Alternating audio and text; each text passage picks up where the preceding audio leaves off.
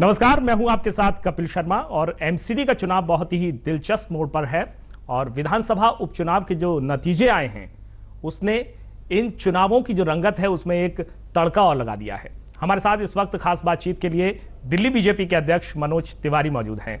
तिवारी जी, बहुत बहुत स्वागत है आपका। बहुत सुकून तो मिला होगा आपको अखबारों की हेडलाइन सुन करके कि आम आदमी पार्टी के उम्मीदवार की जमानत जब्त हो गई।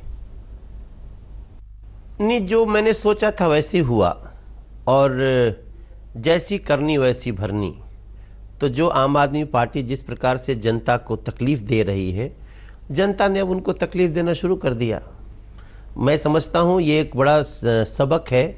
और मैंने एक कविता कही थी कि झूठे वादे वालों से अपनी दिल्ली को बचाना है, तो वो जनता ने कर दिया।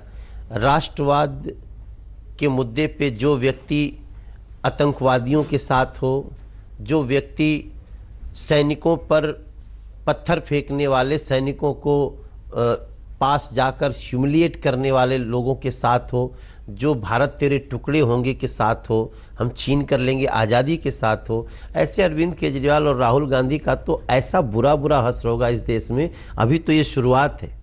तो आपके लिए संजीवनी भी है। एमसीडी चुनाव के ठीक पहले ये नतीजे आए हैं जहां दिल्ली में 67 सीट जीत करके जो अरविंद केजरीवाल आए थे, उनकी एक सीट पर उपचुनाव होता है तो 10,000 वोट ही पा पाते हैं। हाँ बिल्कुल, ये मैं समझता हूँ कि आम आदमी पार्टी आत्मचिंतन करे, उसने कितनी तकलीफें दी। लेकिन हाँ, एक जगह अरविंद केजरीवाल की लहर दिखी है। अजय माकन जहाँ रहते हैं उस वार्ड में, अजय माकन जिस जगह रहते हैं उस बूथ पे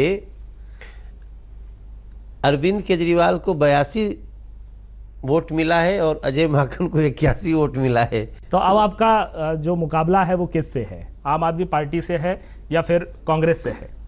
देखिए, मेरे लिए तो दोनों लोग एक समान हैं, क्योंकि कांग्रेस का जो इतिहास है वो पूरा भ्रष्टाचारों से भरा हुआ है।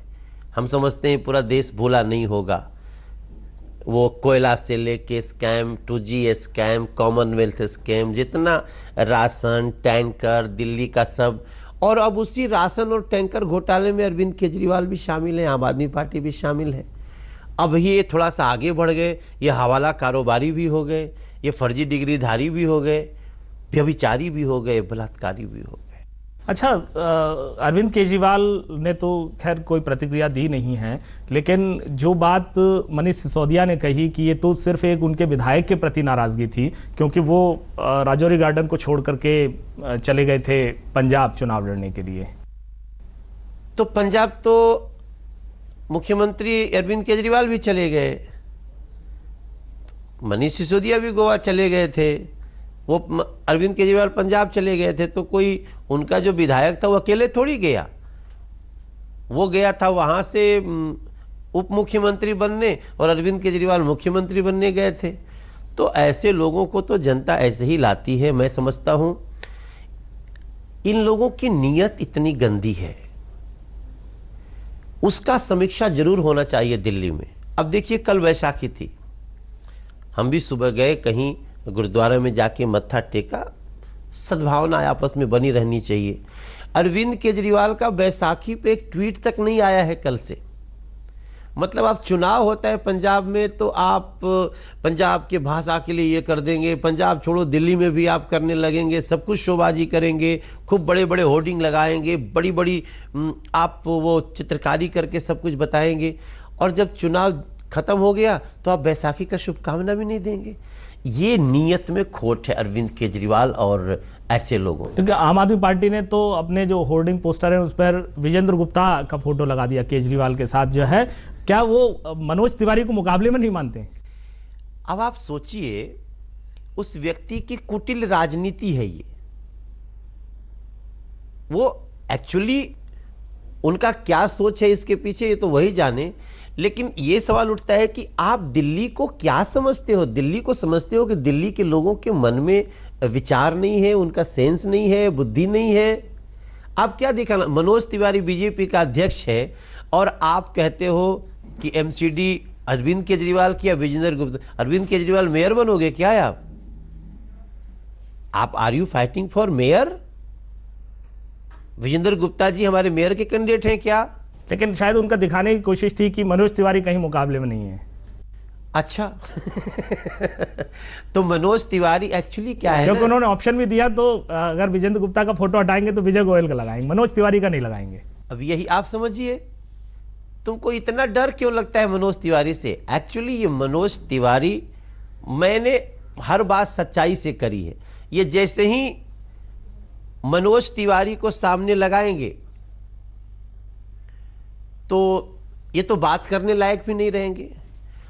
और दो बात हो सकती है, या तो ये पूर्वांचलियों का अपमान कर रहे हैं, इनको है कि भाई पूर्वांचली को तो हम हमेशा अपने कुर्सी के नीचे दबा के रखते हैं, उनसे पानी पिलवाते हैं, उनसे दरी बिछवाते हैं, वो कैसे पार्टी का चीफ हो सकता है। अरविंद केजरीवाल को ये डर है, अरविंद केजरीवाल को लग रहा है यार मनोज तिवारी ये कहाँ से बीजेपी ने पूर्वांचलियों को सम्मान दे दिया।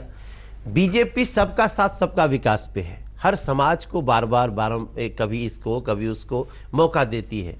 लेकिन अरविंद केजरीवाल मनोज तिवारी के सम्मान से परेशान है। और ये जो होर्डिंग लगाया है, विजेंद्र गुप्ता हमारे सिपाही है, तुम सेनापति का फोटो लगाओ ना। तुम यहां तो अपने तुम सेनापति यहां बन जाते हो और सेनापति को तुम सेनापति से डर जाते हो।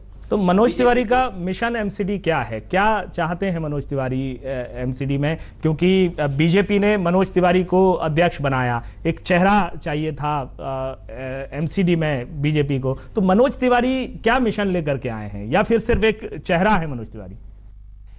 मनोज तिवारी का एक विजन है। मनोज तिवारी नरेंद्र मोदी के एक सिपाही हैं। मेरा भ्रष्टाचार पे जीरो टॉलरेंस है, नॉन परफॉर्मेंस पे जीरो टॉलरेंस है। हम डिजिटल करना चाहते हैं सारे सिस्टम को, हमारा एमसीडी को डिजिटल बाय डिफॉल्ट करने का पूरा तैयारी है। हम चाहते हैं कि पूरा एमसीडी का फंड उसको दिया जाए। अरविंद केजरीवाल और पीछे कांग्रेस सरकार बार बार रोकती रही है।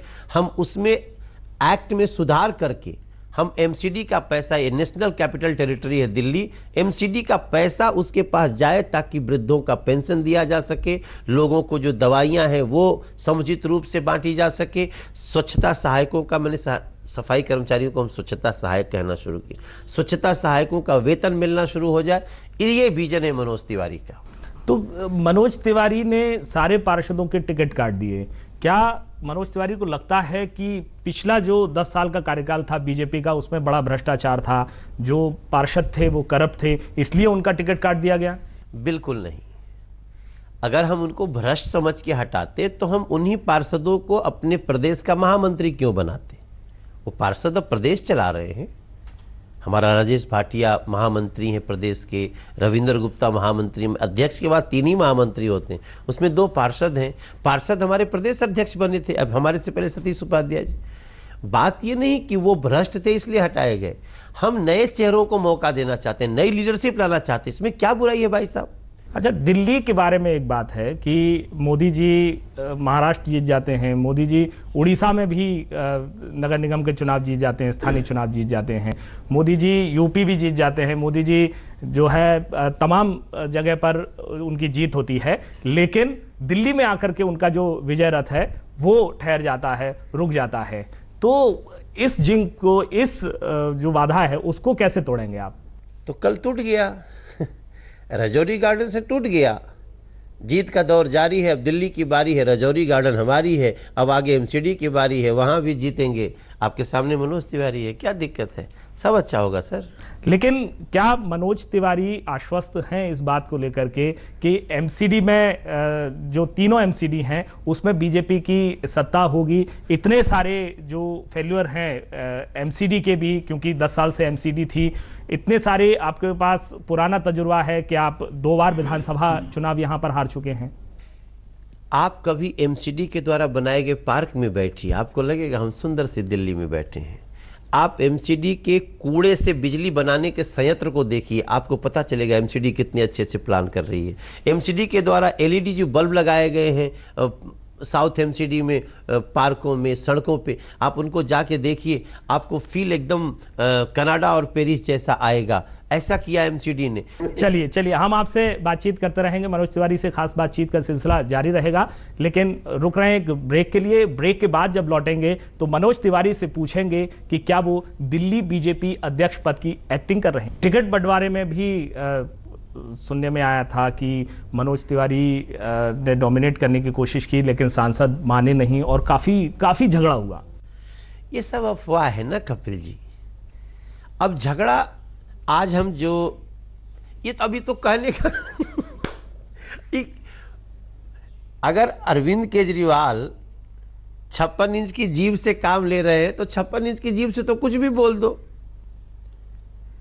56 इंच के सीने का दम ये देश, ये गरीब, मजदूर, पीड़ित, शोषित सब लोग देख रहा है। तो फिर ये कंट्रोवर्सी क्यों हो रही है कि कैलाश खेर को लेकर कंट्रोवर्सी हो गई कि कैलाश खेर ने गाना गाया था, लेकिन मनोज तिवारी बीजेपी के अध्यक्ष हैं, वो गायक हैं, इसलिए जो है मनोज तिवारी का ही गाना जो है वो थीम सॉन्ग बनेगा। हे भगवान। अब देखिए, आप सोचिए कि मनोज तिवारी में कोई ऐब नहीं दिख रहा है तो सुरसुरी छोड़ते हैं सब। अरे कैलाश खेर मेरा भाई है, वो जिस दिन हमको गाना देगा तो हमसे ज़्यादा खुशी कौन होगी। इसमें कोई सच्चाई ही नहीं है। कैलाश खेर का बस ये प्रपोजल आया कि हम लोग कैलाश खेर को यहाँ बुलाएं, तो कैलाश खेर को कहीं लाने की तैयारी में है। अब ये क्या क्या लोग डाल देते हैं। आपने भी गाना बनाया, वो कैसे तैयार किया आपने, क्या खास बात थी उसमें? हमारा गाना थोड़ी वो मंत्र है, हमारा वो गाना एक मंत्र है